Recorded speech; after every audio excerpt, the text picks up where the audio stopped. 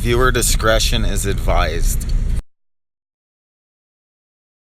A lot of our members have read the reports that have been released.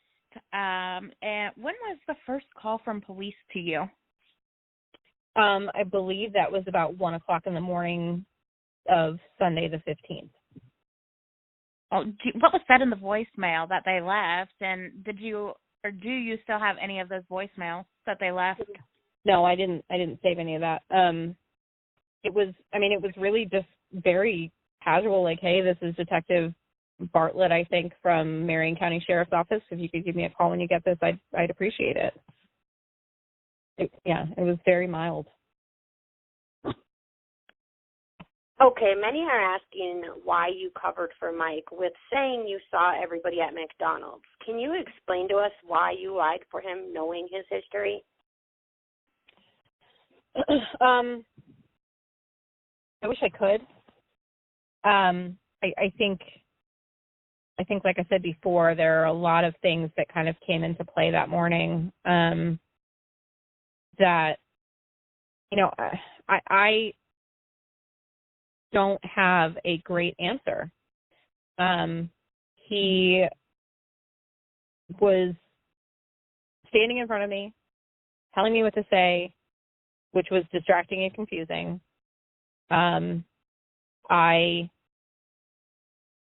believed very much so that this was part of years of drama that had been going on in our lives since Casey came in to our lives. And I really, really, really didn't want to be a part of it. Okay, so when you were on that phone call with the police and Michael was, jotting down what to say, do you remember, what he was writing or what he told you to say? Yeah, he said, say you saw us at the McDonald's on Friday during pickup.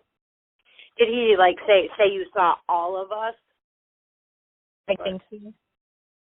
Okay, so at what point did you tell, I know you called the police to tell them the truth. Was Michael still at your house when you made that call? Yes. Now, I didn't then tell them the whole truth. I had gone to Target, and the detective was calling, and I'm not calling. It wasn't 100 times or anything, but I had told Michael, I hate that I said this, and I really don't feel good about it, and I don't want to get in trouble, so I'm going to just tell them at least that I didn't actually see anybody on Friday. So you were kind of getting that gut instinct already at that point. I know that this goes against the fact that I even lied in the first place, but I don't like to, quote unquote, get into trouble. I don't want to be disciplined. And so I had that gnawing, I'm gonna be in trouble for this kind of thing. So in an attempt to get myself out of what I had said, and this is why I don't typically tell lies, because I suck at it and it just ends up creating more lies. I told them, because the second detective told me he was at the McDonald's looking at videotape, and I was like, oh fuck, this is, I don't know what's going on, but and the other thing is even though from another perspective, this is a serious situation, I just assumed they were following the course of action that they were supposed to follow in circumstances like this, they were just following the steps that should be followed in these situations. I still didn't know how long she'd been missing. So I just told him oh, I forgot, I didn't actually see them. We had to reschedule because my daughter was sick and blah, blah, blah. And that, for me and my anxious little mind, didn't help. I it didn't make me feel better, as it shouldn't, because it was still not true. I immediately went home and said, like, you need to fucking deal with this. Like, I am not going to be telling untruths to the police. I don't know what kind of drama is going on. But you need to handle it, because I'm being put in your mess and I don't want to be. So at that point, did you tell him that, hey, I just told them the truth, you need to handle this now, or did you just tell him, hey, call them, get it over with? I did tell him to call them and take care of it in that sense. And that's the same reason that I like handed my phone over and was like, here, respond to these people who are like freaking out for whatever reason that morning, because I didn't want to deal with it. I was tired. I was, whatever. And so, yeah, I came home and I said, look, I told him this, that I hadn't seen you. And you need to straighten this out like now, so I don't have to have these conversations anymore. Well, yeah, you were put in a bad spot. He is the king of putting people in a bad spot. He is, yes. So he did. He's like, well, maybe I'll go tomorrow. And he did call the detective. This is another thing where I'm like, I guess I can kind of see where he thought he was going with this, but he called the detective and left a message saying he would be there the next morning. He genuinely did plan to go, I guess. But he followed through like I asked him to and called from my son's phone. I checked to make sure that the outgoing calls had happened. And he packed a little plastic bag of a change of clothes and said goodbye to my kids. I think he told them he would be gone like an hour. And he left. Okay, a question that I have that there's a lot of speculation going about is when detectives arrived at your apartment, you were not at your apartment. You had left. You went to the pool. Yeah, okay. Can you explain to everybody where the pool is, what you were doing, how long you were there? Yes. After Michael left, the kids have been asking about going to the pool all day, and it had finally, I think it had been raining or something. So I said, let's go. I needed the distraction from my anxiety, and so we went to the pool. And the pool is, you can see my building from the pool. I could see the police cars pull up, and that's not terribly abnormal because it's Jacksonville and it's high crime. But I did see two cruisers go to the area of my building. And at that point I was like, okay, guys, we should probably go to the apartment. I think there's somebody here visiting for me. And so we went back and I parked and I got out of the car and I said, hey, are you looking for Casei Jones? And he said, yes. And I said, okay, here I am. Let's go talk. And so, yeah. Okay, so at that point, you had already cleared up the lie about not seeing everybody. Is that when you signed the consent for them to search your phone? I didn't sign the consent right then because he didn't ask me for it at that point. It wasn't for another month that they asked for my phone records. I did hand over the laptop that day, and I gave my first full recorded interview to him, clearing up the fact that I had lied and why I had lied and what the actual truth was. And was the interview inside of your apartment, or did you make them stay outside? No, it was inside the apartment. The kids were playing in my bedroom. I mean, not in my bedroom, in Jake's bedroom. Okay, so what made you realize that something was wrong, like really, really wrong, or when did you realize it?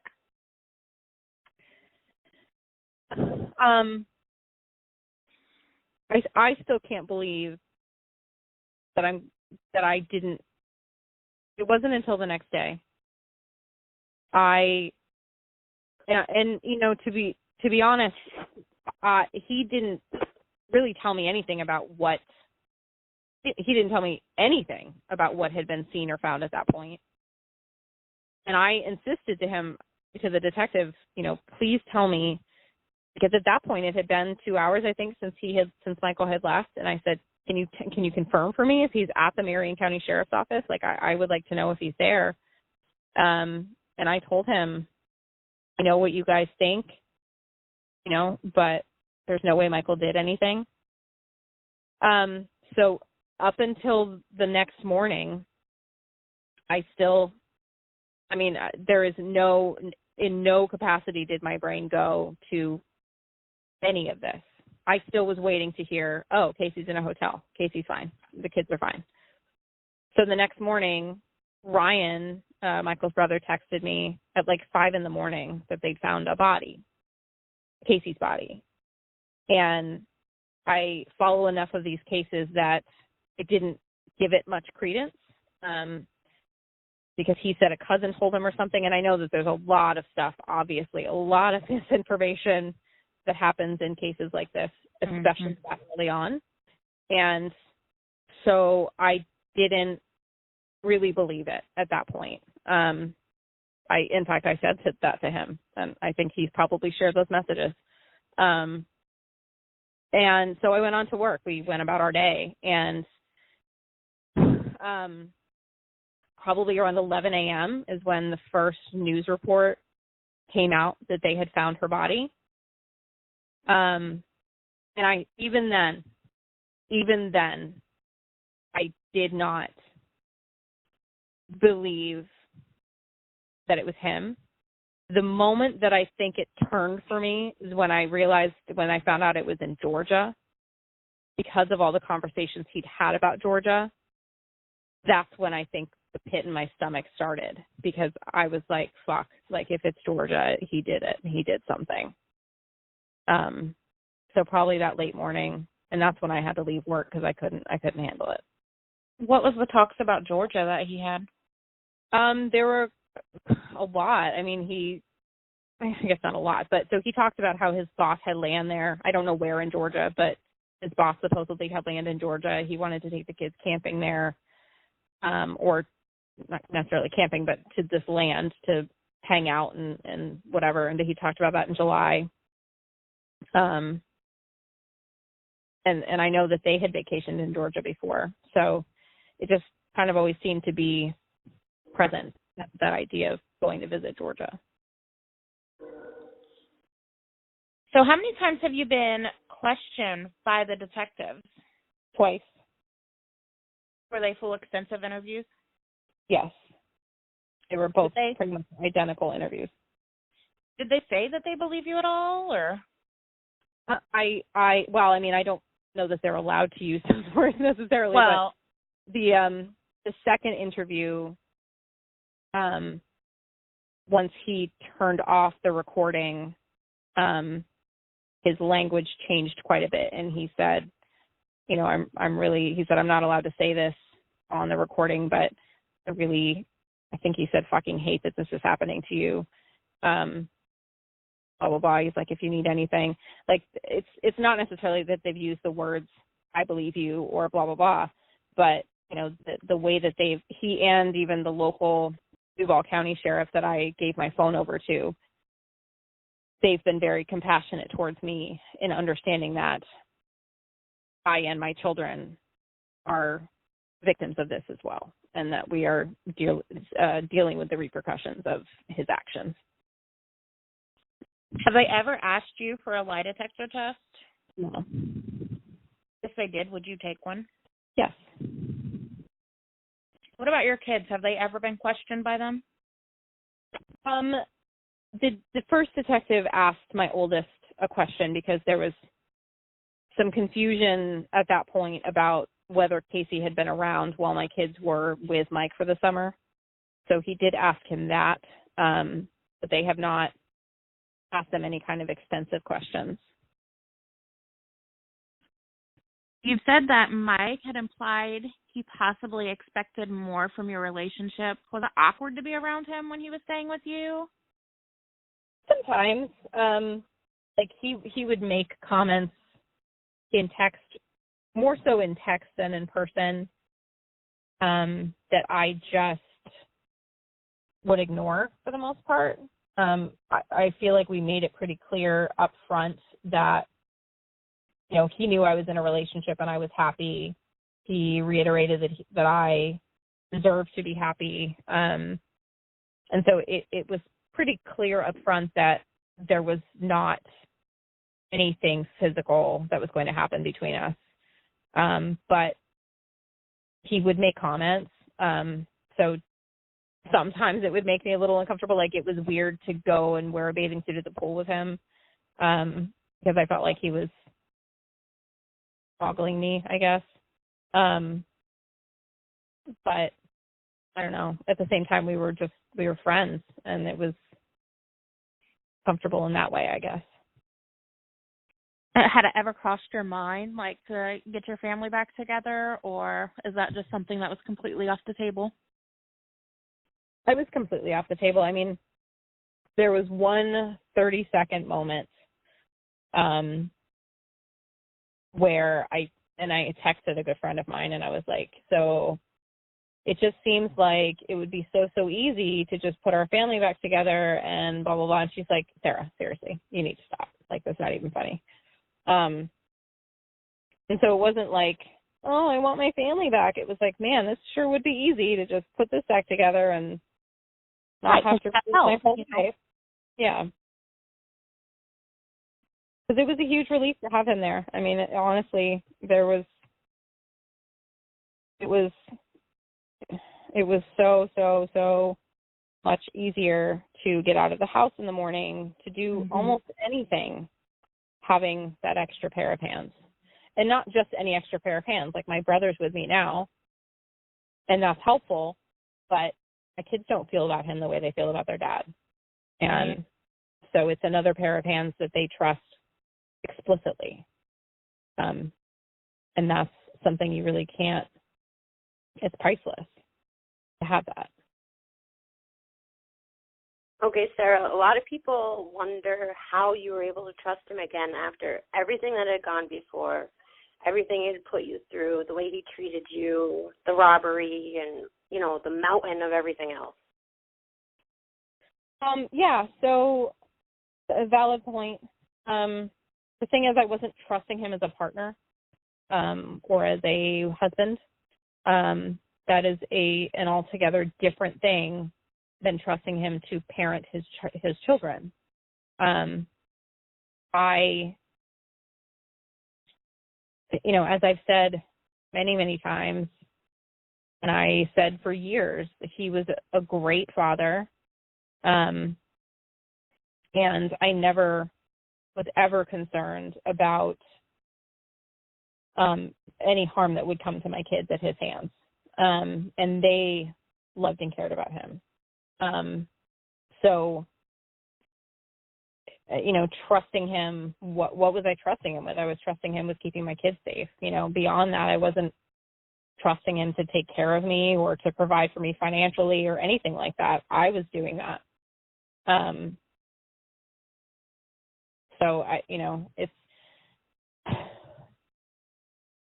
not, like I said, when he said he paid child support, I knew he was lying. I asked him time and time again, and he lied to me over and over again. And I was like, well, whatever, you know, like I knew I couldn't trust those kinds of things. And that was neither here nor there. I took care of myself in those ways and didn't need to trust him. I just needed to know he could take care of the kids, which he could do. Another hot discussion is the Ryan messages the next morning, because you had handed your phone over to Michael to take care of everybody messaging you. Did he always have access to your phone, or did he sneak with it? And what's the deal with Ryan's messages? I mean, because did you read those messages, or did he delete those messages where you hadn't read them? I mean, what's the deal? So I did hand my phone over to Michael. He didn't, as far as I know, he didn't sneak my phone at any point before that. He didn't need to sneak my phone that morning because I handed it to him and said, fucking deal with this. I don't need my phone blowing up with all of this random shit. And I believe he did delete some of the messages he sent to Ryan. The only thing that remained on my phone was like the going to the beach or whatever, talk to you later. And I think it's important to note that Ryan and I had not spoken in probably 3 or 4 years prior to this. So why would I have wanted to talk to him? Like, what did I have to say to Ryan? So, I don't know.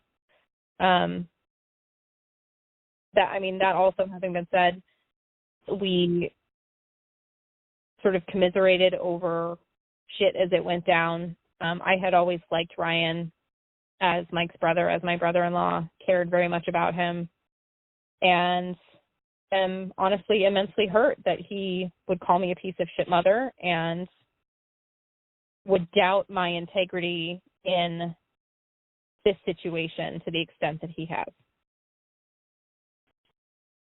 Can you elaborate on the text about the movies and the kids in the bed? Mike said, they won't all be here when you get home.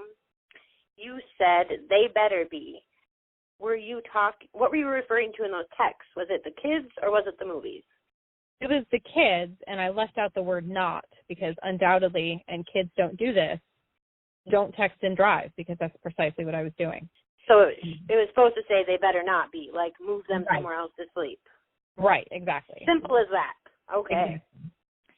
Another big topic is this whole beach thing. Okay, so there's been many rumors. You had a beach trip on the 9th with Michael. You had a beach trip on the 15th with Michael of July. And then you had a beach trip the day before he was arrested. When was the last beach trip that you took with Michael? I think the last time I went to the beach was the week of Dorian. So that would have been the week of Labor Day because the surf was high and the wind was blowing, and we just wanted to like see what that was like. And that was in my car. He and I did not go to the beach on the 9th. I believe, and that's the pictures on my Facebook, were me and my kids. Because Michael and I did not have a conversation until July 11th. And then it was the 15th that we all went to the beach in the van. So the text to Ryan that said, hey, we're at the beach, you guys weren't at the beach? No, that was his bullshit. This is what we're doing. I can't talk right now. The Marion County Sheriff believed that Cameron and Preston were killed between August 10th and the 22nd. They believe that he killed Mercalli and Ayanna between the 23rd and the 30th of August. Many of the True Crime Junkie members and other groups believe that the dates you say you last saw the children are incorrect because they conflict with Mike's statement. Are you 100% sure that these days are accurate? For the girls, yes. And that does not conflict with them. I, at this point, can't say for certain. I mean, obviously, I would have to say Preston was not there the weekend of the 23rd. Again, I was not there a lot that weekend, but in my mind, I think I confused the two events as having Preston in both of them. So when you say two events, what do you mean by two events? Meaning that they were at my apartment 2 different times. So they were there the 14th, which is when Ava was sick, and then the weekend of the 23rd. And so I would have to say at this point that I did not see Preston there that second time, that weekend of the 23rd. Okay, I have to ask a hard question. It's just while we're on this topic. Do you believe that your kids were at that trailer on any of the nights that he possibly murdered his children with Casey? I don't know. It is a hard question, and it's one that if I had a chance to speak to him, would want an answer to, because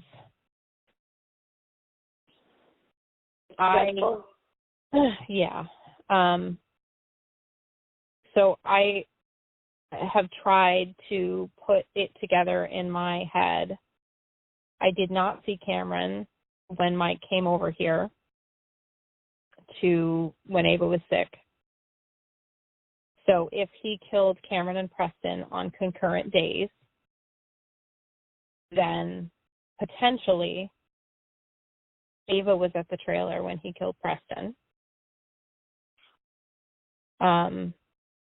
Or he didn't actually kill them on days exactly after, you know what I mean? Back to back, yeah. Back to back. So, I have definitely thought about that. I mean, obviously, I don't really know. It is absolutely possible, especially during that week when Ava was over there.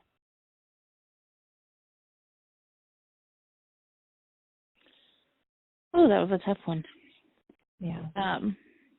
I couldn't imagine being in your position and even having to think about that, because it breaks my heart. And I'm so sorry to ask. It's just, I've seen a lot of people talking about that, like, her kids were there a lot over the summer. Were they there at that time? And, I hate to ask, but I just thought it was important. I'm sorry. No, it's okay. Okay, so we talked about the laptop. You gave that the first time that the detectives came to interview you. Let's talk a little bit about the bat. When Michael gave the bat to your son, did he say anything? I don't think I was there when that happened. It was not like a significant event. It was like Mike would occasionally come over with stuff like the craft. So we have a craft bin that he brought. And I knew he was in the process of like moving out of the trailer, so I didn't really think anything of that stuff. I don't remember him giving it to him in any kind of significant way. Okay, what about the laptop? Did he say anything about, like, when he gave it to you, if it was Casey's or what was the deal with that? Yeah, so he had said, I had said that I wanted a laptop. I had one with my previous job that I'd had to give up. And, Jake wanted some kind of computer. So he said, well, I have this Chromebook that Casey bought at one time, and it just really never got used. So if you want, I can, clear it of whatever you call it when you clean stuff off a computer. And you can have it. And so it was just really like it was purchased but never really used kind of thing, right. Like not to any extent. Like a refurbished one? Yeah, I mean, I guess. And I have extra tablets that don't get used at this point, so it kind of didn't pique any bells, whatever the phrase is. So I just want to interject, like you say, he brought over a craft bin, and it's just, I call him a chameleon, because for all intents and purposes, with your kids, he was the ideal dad, while he did this to his other kids. How do you transition between a family annihilator and a good dad back and forth? I don't know. It's been definitely a pressing question. Like, why us, or why not us? And I don't know. I don't think that anyone but Michael can even begin to understand that. Yeah, I can't even imagine what he would say, Yeah, I don't, and I don't imagine it would probably be anywhere near the truth either. So, yeah. Okay, when did you realize that he had killed Casey with the bat?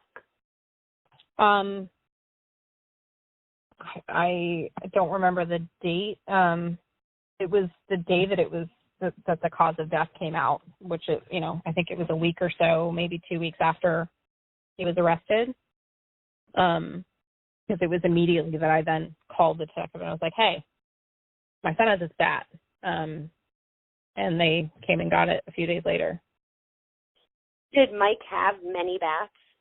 Not as far as I know. I still don't know, and I don't necessarily want to ask if this was the bat, right. Because supposedly he threw it away. But I can't imagine and having like a bunch of bats. I don't know. Yeah, he said in his statement to the police that he had disposed of the murder weapon. But I mean, is that true, or did he give your son a different bat, or did he give your son his murder weapon? Right, which is really, really, really fucked up. Yeah, that's on a whole nother level. Yeah. Okay, so Mike would pick up the kids sometimes. He picked up the boys from after-school care, but there were times where he couldn't pick up your daughter. Right. What was your reasoning, or what was his reasoning? At the point that he could no longer do that, he said that, so he had like moved out of the trailer and had a bunch of stuff from it in the van. And so there just wasn't room for a third child in there. So you never had any reason to question why. It was just his stuff from the trailer.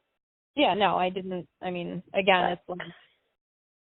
I mean, we now know that he left pretty much everything behind. Right. Okay, so there was a point that he was able to fit everyone. Do you remember approximately when there was no more room? I really don't, because the first week he was with us was Labor Day, and then the kids had 3 days off school. So there was no reason for him to be transporting them that week. So yeah, so from his landlord, we know that on the 23rd he called, said he was done. Yeah. But then in our discussions with you, you had said that on the 10th he had went somewhere. Yeah. So it wasn't... That, in my mind, seemed to be the marker for when he got a bunch of stuff in his van. So, see, that's what makes me believe that he may have had the bodies stored somewhere else. Right. And that would answer a lot of questions, like how did anyone smell anything when the van was parked there? Yeah. Well, maybe they weren't in there at that point. Yeah. Up until the 10th, between the 10th and the 15th, I mean, still 5 days is a lot. He said to me on the 10th, because he had this whole story about how he couldn't live in the trailer anymore because of this, and this, because of like foundational issues. And he said, I had to spend some money on a storage unit to put my stuff in. Like he said that day. So. And in the beginning, Milena had actually, Milena, you tell that story. About me reaching out to the storage unit. Yep. So apparently there is a storage unit right beside your apartment building that is climate controlled. Is that the word that I'm looking for? Yeah. Refrigerate, climate control, yeah. Yeah, so I had actually reached out to them. They did not confirm or deny to me if there was an actual storage unit, which I understand. You know, they probably, if it was confirmed, they probably gave that information to detectives. That's what you told them to do, right? Yes, I gave them the detective information that you had gave me, so Detective Bartlett. So, but it was interesting that it was literally right beside your trailer, or right beside your apartment. Ugh, it was so late. So I did reach out to them. But I am curious because somebody had brought up a point in a different group that you, in your apartment complex, I guess they have an online website, and it says that you have or you get a storage unit with your apartment. Is there truth to that? There is a storage closet, yes. Do you have one? I do. It's right outside my front door, and it's full of Christmas boxes. So he had no access. No. See, so when you put it all together, we know he wasn't at the trailer after the 23rd, or that's what we think, around the 23rd. Right. So the bodies weren't in the van, what we think, until the 10th. He told you he had to store stuff in a storage unit. Mm-hmm. I mean, it might not have been the one by your house, but we know he didn't take anything from the trailer. They said that when they went in, it just looked like somebody up and left. Everything was there, pictures, photo albums, furniture, clothes.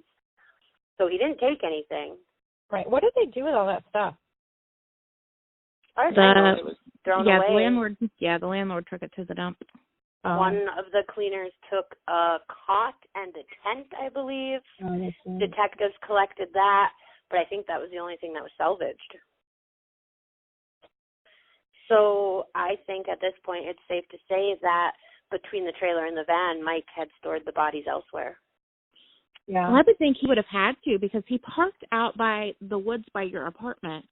And there is going to be vultures or something that circles that van because the back window of the van was busted out. Yeah. I mean, you would think that. Go ahead. I don't think that would have worked. But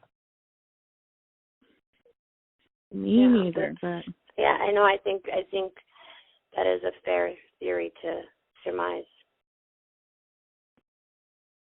Okay, so the trip to Georgia, why do you think he was going to take your kids there? My best guess at this point is that at that point, he was going to dump Casey's body there under the pretense of a little vacation with my kids. Okay, so at that point with that vacation, do we think that it was only Casey who he had murdered? I mean, it was early enough in July that, I don't think it was any of the kids at that point. Okay, so why didn't he end up going? I mean, I think it was just a matter of, like, money. Like, he just didn't have the money to go. Okay, so, I mean, if they would have refinanced the house and had $43,000, you would think he would have had money to go. I mean, if he had that money and he still wasn't paying child support, And he still owes child support, correct? You don't have to give an amount, but he does still owe child support. He does still owe child support, yes. Okay. I would be very surprised if he had $43,000 from that. Now, he did say at one point, one of the first times he had just my kids, so this would have been third week of July or something, he took them to St. Augustine and, like, they did all this stuff. And I was like, where'd you get all this money from? And he's like, I kind of got a small loan or whatever. No, I'm thinking like $1,000. I'm not thinking $43,000. Right. And I have no idea where that would have come from. But he also had talked a lot about improving his credit and stuff. So, again, I didn't think much of it. It's not really my place to ask about his money necessarily, I guess. Right. Trying to maintain the status quo. You've stated before that you never smelled anything other than mothballs coming from Michael, and I'm just saying mothballs because that was the word that you used to describe his smell. And your son said, Mike said, that there was possibly a dead cat from the hurricane inside the van. Many members believe that the smell would have hung onto his clothes and the kids' clothing from being inside of the van. Have you discussed this any more with your kids, or was it just that one question of you asking your son if there was any weird smell? I asked my oldest, like, the day after, so probably the Tuesday after Mike was arrested, and he gave me that answer. And then a few weeks later, I asked my middle child about it, and he just said that Dad's van smelled disgusting. He didn't really give specifics about it, but he did say that it smelled disgusting. That's sad. Can you please explain the trip to the ER with your daughter? Because people seem confused that it was your daughter who was sick. Yeah, she had a UTI. She, first day of school, her fever spiked to like 104, and then by Wednesday it was still high, and so I took her first to urgent care. That was a bust. We didn't get anywhere with that, and then we went to the ER, and finally were diagnosed with a UTI. So with my daughter, Michael met me there at urgent care first, and then at the ER with the three younger kids. What day was this in August? I know it was in August. August 14th. Okay. What made you want to post about this story on Baby Center?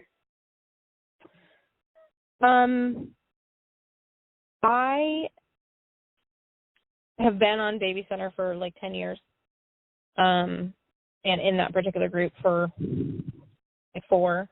And it felt like a safe space for me. And I'm often reminded by people in there that it is a public forum, but I never think of myself as being interesting enough for anybody to give a shit about things that I say, which is really funny these days. And so it just felt like somewhere to sort of commiserate with people who were also thinking about the case and talking about the case. And it was stupid, obviously, to put myself out there in that way. And I have made the mistake more than one time in the last couple months. It just didn't feel, I mean, I am not great necessarily in person, and so it's just easier for me to do that kind of thing in an online forum than face-to-face.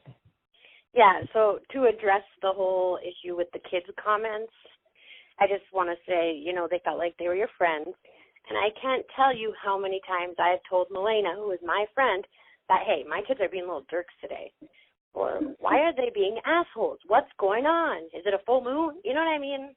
Yeah. Oh, yeah. Oh, yeah, I know. Oh, yeah, I do.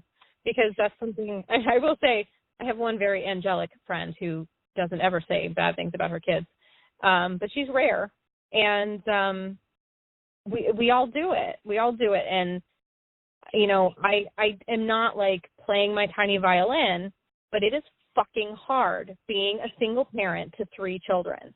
And there are times when I feel like I will not make it another day. This is exactly why I moved to Florida, because if I didn't get some support, I was going to go off the deep end. It is very, very hard to do. And yeah, and when you're venting to friends, like, I can't imagine if my venting was exposed to the world. Like, exactly. Like, listen, I sit next to a woman at work who I adore, who said just the other day, before she knew my story, that, man, I was going to strangle my son last night. And I was like, girl, no, don't say that. But, like, don't fucking do it. Like, if you have kids, you fucking do it. And if you don't, you're lying. Because yes, agreed. To the point, because they're just words. They're just words getting it off your chest. It helps to say it. You know, well, I understand that the things that I said were not particularly nice, some of them, but they just are what they are. Well, we're not the perfect mom club. You know, it's like friends sitting around having coffee. And I know that seems really weird because it's online. But the other thing is, like, I can text some friends, but most of them are not going to reply to me anytime soon. If I post in a group of people, there's a good chance somebody's going to be awake and will actually respond to what I'm saying in a fairly timely manner. And they understand that in the moment you say things that you don't mean. Yeah, and somebody called me out for that, and good for her, because it was a shitty thing to say. But whatever. It's like, full circle. Hindsight is 20/20. Well, you went back the next day and you apologized and said that it was wrong and that you were just venting. So I get it. I mean, I have 3 kids too that are all under the age of 5, and it's frustrating some days, you know. So I totally get it. Okay, so even knowing not everyone trusts or believes you, do you feel safe posting in the True Crime Junkies Facebook group? Yes. That's good. We're glad that you're comfortable, and you know, even though you don't want to be where you're at right now, you're a huge part of this, and we're just thankful that you're so willing to open up and tell your story. Well, I appreciate you guys not thinking I'm evil. So that's nice. No. I mean, if you're the Wicked Witch of the West, you'll fit right in with me. Yay! So it's easy for people on the outside looking in, but how are you processing everything as more and more and more information is coming out? It's really a day-to-day process. There are days when I don't think about it much, which those are few and far between. And then there are times when it all is very present. You know, and there's things like when Ava picked out her birthday gifts, she made a point afterwards to say that she was going to make sure McCallie didn't get her hands on her Barbie. And, that was rough.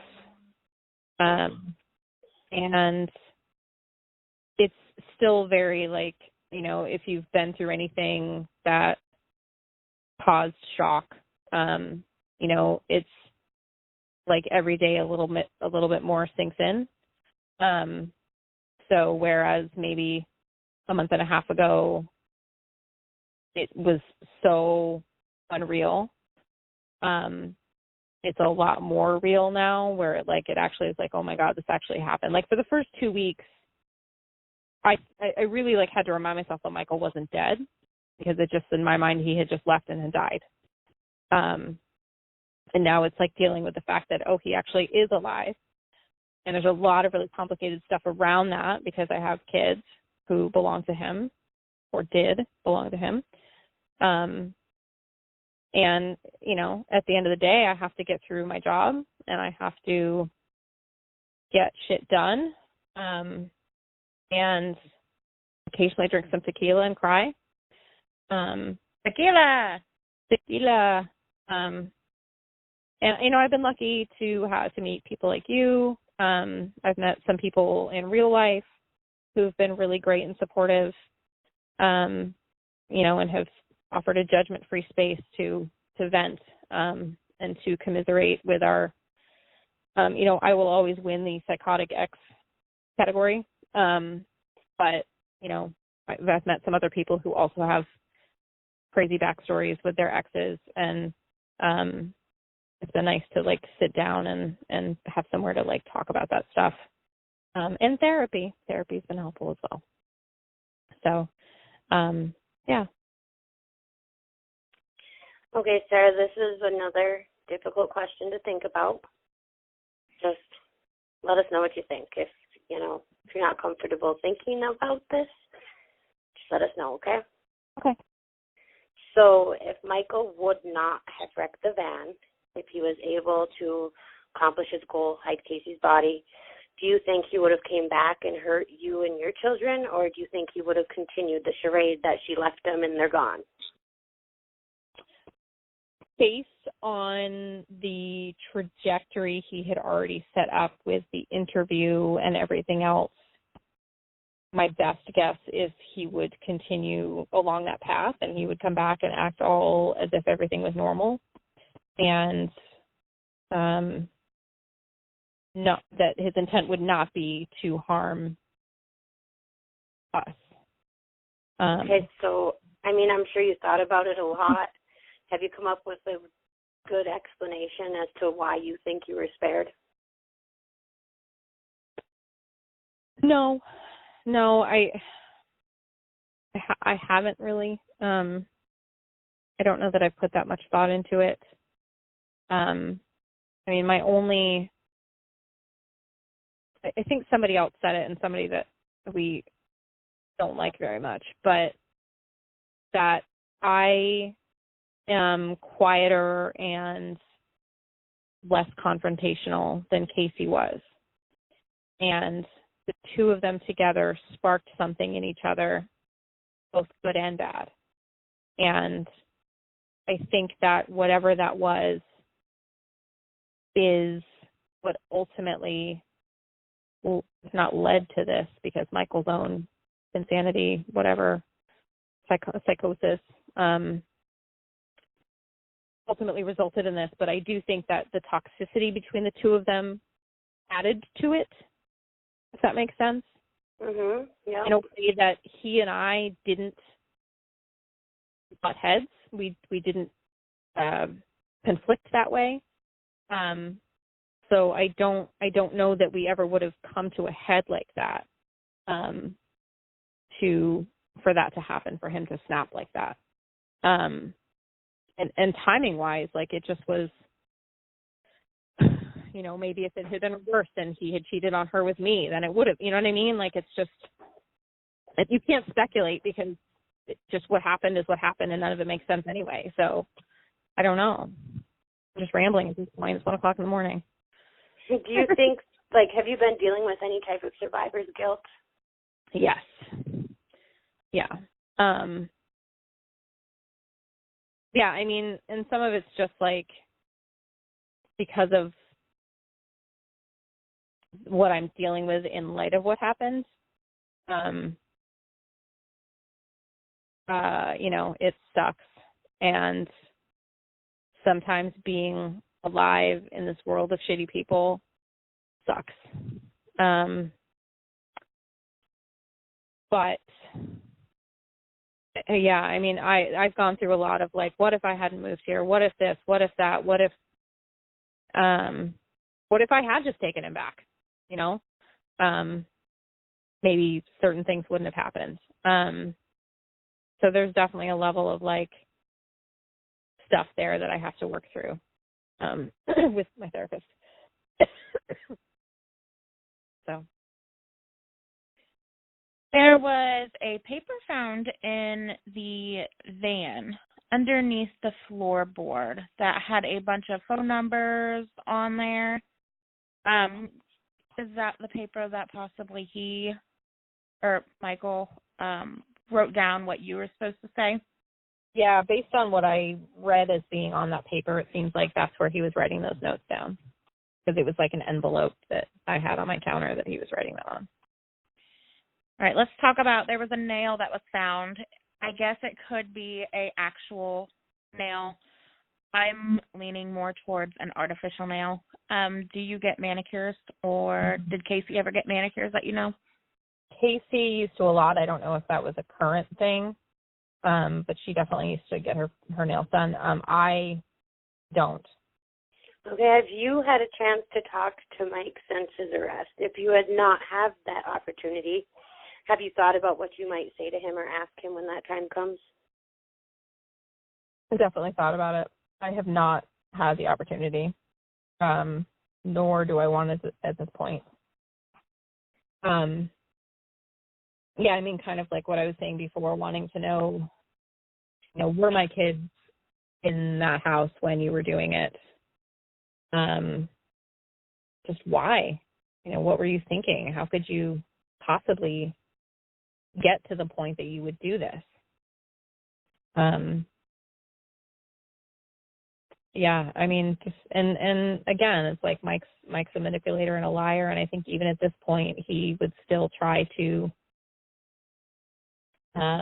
tell me what he thinks I want to hear, which, I mean, what could that even be? But I don't know that I could trust anything he would say. Well, it's come out that when he murdered Casey, she was accusing him of cheating, and many are trying to speculate that he was cheating with you. When he was with you, did you notice him, like, texting a lot, or, the signs that there was another girl? Right. I mean, there was some of that, but, like, at the beginning anyway, but he said he was selling stuff on the marketplace, which, from my understanding, actually was true. I mean, I didn't notice it in a way that, like, it made me think that he was in a relationship of any kind. You know what I mean? Like, that he was carrying on something. It wasn't to that extent where it's like he was constantly texting or something like that. I mean, from what we've heard, it's definitely possible that he was cheating on Casey. Oh, sure. So just for the record, it wasn't with you. It was not with me. He and I, again, did not speak until after he had killed her.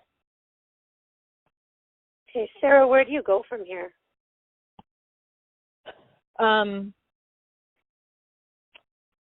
I am going to try to forge ahead with the plans that I had already set into motion for bettering our lives regardless. I was able to secure a great job. We have a solid place to live. It's just one day at a time. I've got my kids hooked up with therapists and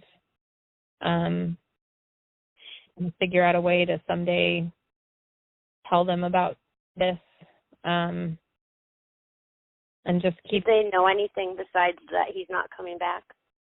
They know that he's not coming back, and I forgot that they had tuned in that day to us talking about Casey being missing, so they do know that Casey is missing. But they have not connected those things at this point. So do they know anything about their half-siblings? They don't. That's going to be a hard conversation. It is. Yeah, it's definitely not. So what I'm looking forward to. You all are in therapy now? Yes. So the therapists know, like, hey, don't talk to them about this. Yes. Yeah, I had an extensive conversation with the counselor. They have a school psychologist at their school about what they do and do not know. And thankfully it's not a very present news story at this point, so I'm not really concerned about it like flipping out in any capacity into their lives. Okay, so you do plan to stay in Florida? Yes. Yeah, I the job potential here is too good for me to, and frankly, I think uprooting them and moving them again would be probably too much. Okay, well, Sarah, we want to thank you so much for coming to us to share your story. Our hearts go out to you and your children. We appreciate you being forthcoming with us and wanting to provide answers to our followers. Hello, True Crime Junkie members. You have reached the end of the final part of our 3-part interview with Sarah. If you have any questions for Sarah, please be respectful and ask them in the comment section of this interview on the True Crime Junkies group that is linked below. While we can't promise that she will answer all questions, she is here to provide answers, and she has been very forthcoming. We know some of you may not believe her, and that is also okay. We just ask that you remain respectful. Thank you so much for tuning in with us.